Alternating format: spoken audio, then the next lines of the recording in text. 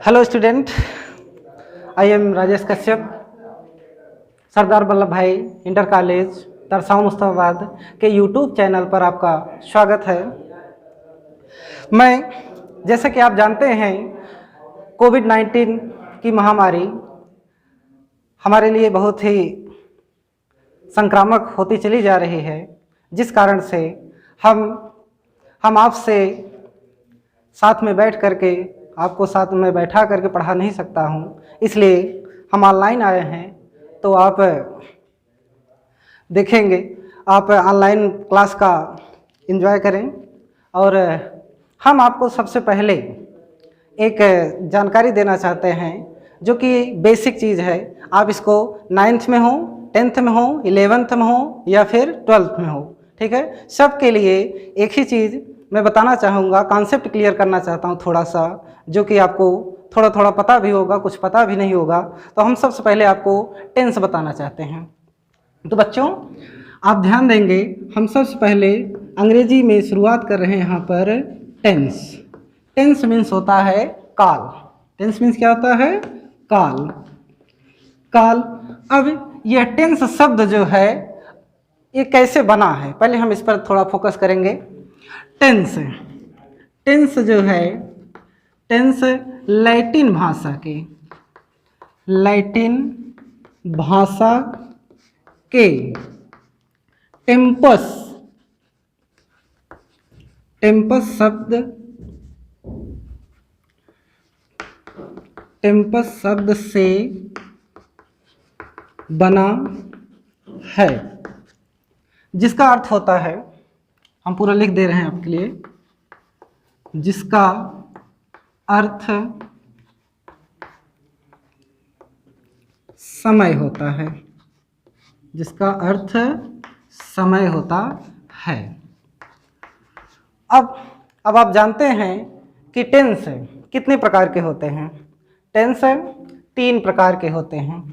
पहला हम देखेंगे कौन सा? Present tense. प्रेजेंट टेंस जिसका मतलब क्या होता है? वर्तमान काल। वर्तमान काल। दूसरा होता है आपका पास्ट टेंस। पास्ट टेंस इसका अर्थ होता है भूतकाल। फिर तीसरा हम देखेंगे फ्यूचर टेंस। फ्यूचर टेंस जिसका अर्थ होता है भविष्य काल। ये हुआ आपका। अब आप लोग जानते होंगे कि ये 3 टेंस होते हैं, 3 काल होते हैं, ठीक है। प्रेजेंट, पास्ट और फ्यूचर। अब हम इसमें ये पता करते हैं प्रेजेंट टेंस है।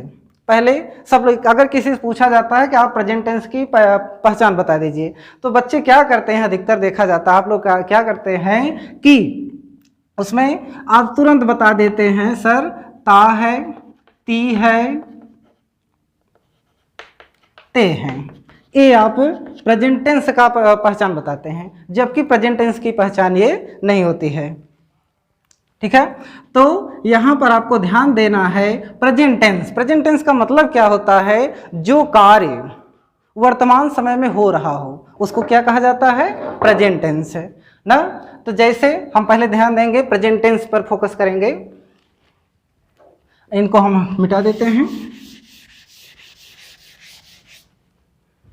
प्रेजेंट टेंस है। प्रेजेंट टेंस का पहचान कहा जाए, आपसे पूछा जाए, तो आप ध्यान रखेंगे सबसे कॉमन पहचान होती है कि जिन हिंदी वाक्यों के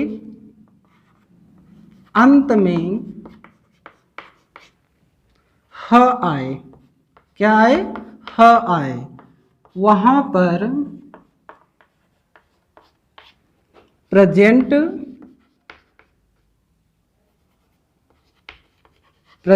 टेंस होता है। अब ध्यान दीजिए, अब मैं आपको बताया कि जिन हिंदी वाक्यों के अंत में ह आए, माने कोई भी आप वाक्य ले लीजिए, उसके लास्ट में अगर आपको ह मिलता है तो आप सीधा सीधा कह लेंगे कि वह कौन सा टेंस है, प्रेजेंट टेंस है। अब बात आती है प्रेजेंट टेंस कितने प्रकार के होते हैं। अब जैसे पहले मैं इसको बता रहा था, ह जैसे कहा जाए कि वह घर जाता है, फिर कहा जाए मैं किताब पढ़ा रहा हूँ, मैं किताब पढ़ा रहा हूँ। तुम पाठ पढ़ चुके हो। अब यहाँ पर ध्यान दीजिए, अब यहाँ पर पहले वाक्य में आपको वाक्य के लास्ट में क्या मिला, है में ह था, है में क्या लगा, ऐ की मात्रा लग गई तो क्या बन गया है, लेकिन आपको मिल क्या रहा है, मेन है। फिर आइए मैं किताब पढ़ा रहा हूँ, अब यहाँ पर ह से ही क्या बना, हूँ। फिर तुम पाठ पढ़ चुके हो, यहाँ पर ह से क्या बना, हो। तो माने ये आप ध्यान देंगे, बेसिक चीज़ ये है कि आप कहीं भी देखें किसी भी वाक्य के लास्ट में अगर ह लगा हो तो उसको आप केवल मानेंगे क्या, प्रेजेंट टेंस है। अब बात आती है कि यह कितने प्रकार का होता है। अब इसका अनुवाद हम आगे चल के बताते रहेंगे, अगर आपको लगता है कि बता दिया जाए तो अगर पढ़े भी होंगे थोड़ा बहुत तो हम इसका अनुवाद करेंगे, क्या हो जाएगा, ही गोज होम। क्या होगा, ही गोज होम। अब आपको ये भी बताया जा चुका होगा, आप जानते भी होंगे थोड़ा बहुत, कि जब गो क्रिया के बाद होम आता है तो बीच में, इन दोनों के बीच में टू का प्रयोग नहीं किया जाता है। किसका प्रयोग नहीं किया जाता है, टू का। अगर बेटा यहीं पर हम लिखे होते कि हिज होम, क्या लिखे होते, हिज होम लिखे होते तो यहाँ पर टू का प्रयोग किया जा सकता था, टू का प्रयोग किया भी जाता है। लेकिन अगर गो क्रिया और होम, गो क्रिया के बाद अगर होम आता है तो उसके बीच में हमको टू का प्रयोग नहीं करना होता है। ये हुआ बेटा। अब आते हैं हम अगले वाक्य पर, मैं किताब पढ़ा रहा हूँ। ये आपका कंटिन्यूअस होता है जिसका अनुवाद आप करते होंगे आई एम। अब पढ़ाना का क्या होता है, टीच, और उसमें क्या करेंगे, ING, teaching the book, teaching the book. अब फिर ये हुआ तुम पाठ पढ़ चुके हो, ये परफेक्ट टेंस का होता है तो आप लिखेंगे यू हैव रेड, स्पेलिंग वही होती है, कहा जाता है read, red, red. You have read lesson, क्या करेंगे, लेसन। अब हम आपको, ये तो हो गया, अब हम आपको बताने जा रहे हैं आगे कि प्रेजेंट टेंस कितने प्रकार के होते हैं। तो बेटा प्रेजेंट टेंस 4 प्रकार के होते हैं, मैं यहाँ लिख दे रहा हूँ पूरा। प्रेजेंट टेंस 4 प्रकार के होते हैं। पहला बेटा क्या होता है, हम ध्यान देंगे, प्रेजेंट इंडेफिनिट टेंस। इसकी हिंदी सबको नहीं पता होती है जहाँ तक हम जानते हैं, तो प्रेजेंट इंडेफिनिट टेंस, इसकी हिंदी भी मैं बताता चलता हूँ कि इसको कहते हैं, इंडेफिनिट मीन्स क्या होता है, अनिश्चित। तो हम यहाँ पर करेंगे क्या, अनिश्चित वर्तमान काल। अब दूसरे नंबर पर आता है प्रेजेंट कॉन्टिन्यूअस टेंस। प्रेजेंट वर्तमान ही रहेगा। अब यहाँ पर जुड़ा आपका कॉन्टिन्यूअस, कॉन्टिन्यूअस मीन्स क्या होता है, निरंतर, जारी। तो हम लिखेंगे क्या, निरंतर वर्तमान काल। अब नंबर 3 पर हम ध्यान देंगे, होता है हमारा प्रेजेंट परफेक्ट टेंस। क्या होता है? प्रेजेंट परफेक्ट टेंस, जिसको हम कहते हैं पूर्ण, क्या कहते हैं? पूर्ण वर्तमान काल, पूर्ण वर्तमान काल। अब आता है चौथा, हम यहाँ पर देखेंगे, उसको कहा जाता है प्रेजेंट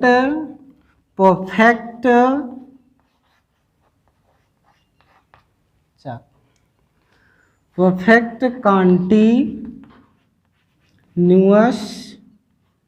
टेंस, जिसकी हिंदी होती है, अब यहाँ पर हमें नीचे लिख दे रहे हैं बच्चों, इसको कहा जाता है पूर्ण निरंतर वर्तमान काल। ये हुआ। अब ये आपको पता हो गया, यहाँ पर आपको बताया गया कि प्रेजेंट टेंस क्या होता है? वर्तमान काल। पहचान इसकी क्या हुई कि जिन हिंदी वाक्यों के अंत में क्या आए?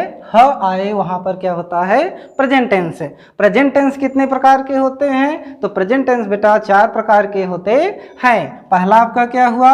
प्रेजेंट इंडेफिनिट टेंस, अनिश्चित वर्तमान काल। दूसरा क्या हुआ? प्रेजेंट कॉन्टिन्यूअस टेंस, निरंतर वर्तमान काल।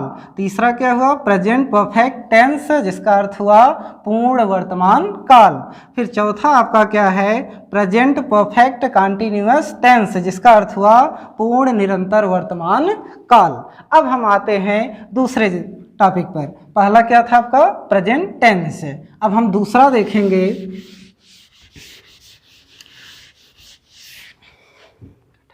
दूसरा है आपका पास्ट टेंस। पास्ट टेंस क्या है? Past tense.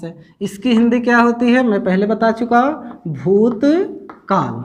अब जिस प्रकार से प्रेजेंट टेंस की पहले हम पहचान क्लियर किए थे, वैसे हम यहाँ पर देखेंगे अब प्रेजेंट टेंस पास्ट टेंस।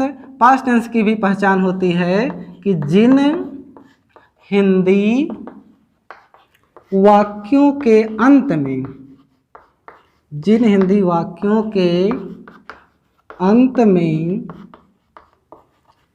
थ आए, वहाँ पर पास्ट टेंस होता है।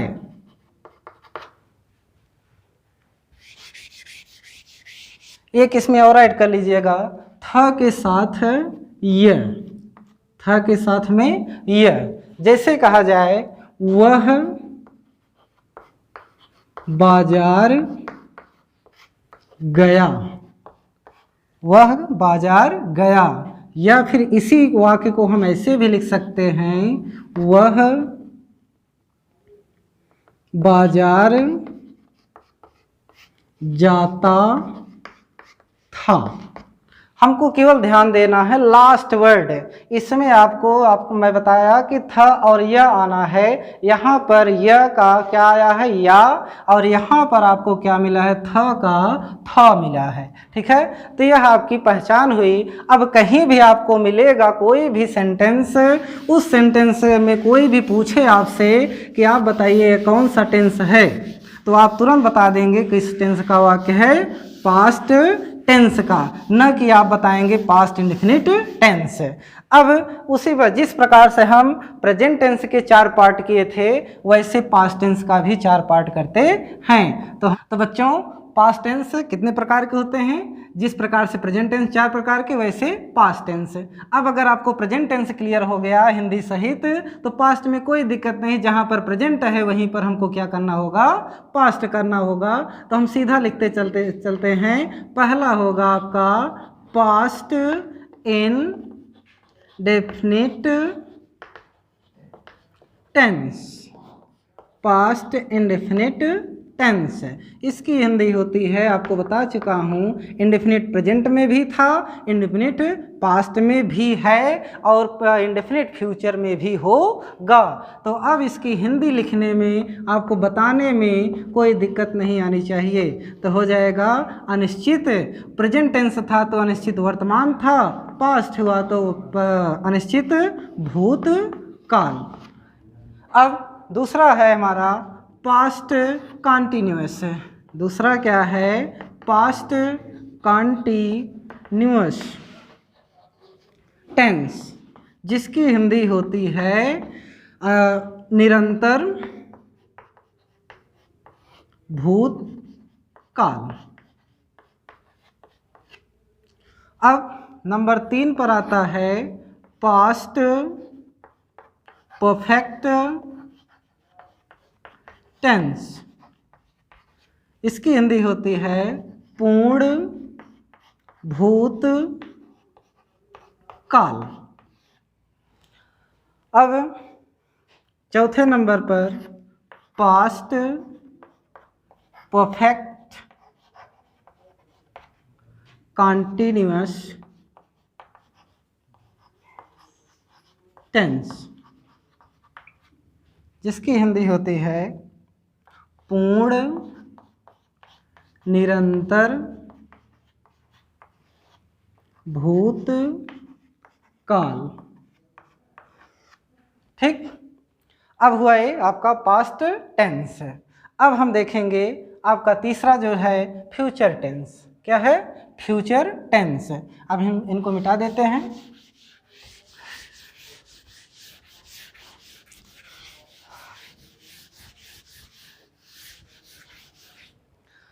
अब बेटा देखेंगे future tense. Future tense, future tense means होता है भविष्य काल। क्या होता है? भविष्य काल। अब जिस प्रकार से प्रेजेंट का 4 पार्ट हुआ, पास्ट का 4 पार्ट हुआ, उसी प्रकार से फ्यूचर का भी 4 पार्ट हम आपको बताने जा रहे हैं। तो अब देखेंगे इसका, पहले इसकी पहचान देख लेते हैं। जैसे प्रेजेंट पास्ट में देखें तो पहचान में आप इसमें भी होगा, जिन हिंदी वाक्यों के अंत में ग आए वहाँ पर फ्यूचर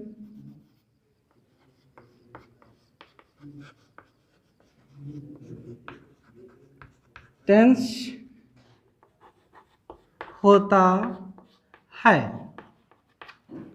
ठीक, अब जैसे कहेंगे कि मैं बाजार से आम खरीदूंगा। अब मैं खरीदूंगा, आप मत खरीदिएगा, कोरोना चल रहा है। तो इस समय आपको क्या मिला? लास्ट में गा। हम आपको बताए क्या थे? ग से ही क्या बना है? ग। जैसे और एक एग्जांपल देख लेते हैं, वह खाना पकाएगी। अब यहाँ पर क्या मिला आपको? गी। ग से ही बना है। तो ये आप पहचान के रूप में जानेंगे। जिस भी हिंदी वाक्य के अंत में अगर ग आता है तो वहाँ पर आप क्या मानेंगे? Future tense. ठीक, अब हम देखते हैं इसके पार्ट को कि ये कितने पार्ट होते हैं। आपको बता चुका हूँ इसके भी कितने पार्ट होते हैं? 4 पार्ट है। पहला पार्ट मैं लिखा रहा हूँ आपको।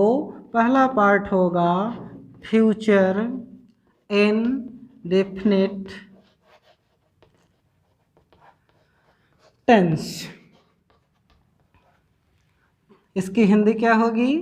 अनिश्चित भविष्य काल। दूसरा होगा आपका फ्यूचर कॉन्टिन्यूअस टेंस। निरंतर भविष्य काल। तीसरा है आपका फ्यूचर परफेक्ट टेंस। इसका हो जाएगा पूर्ण भविष्य काल। और चौथा है आपका फ्यूचर परफेक्ट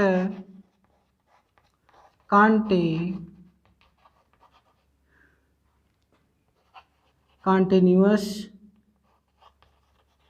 टेंस। इसको कहा जाएगा पूर्ण निरंतर भविष्य काल। ये हुए आपके तीन टेंस। तीनों टेंस की पहचान और उनके कितने पार्ट्स होते हैं, ठीक है, आपको ये बताया गया। अब आप इसको, हम कहते हैं कि आप इसको ध्यान से पढ़ लीजिए, समझ लीजिए। जो दिक्कत आएगी हम आपको अगले वीडियो में शेयर करेंगे।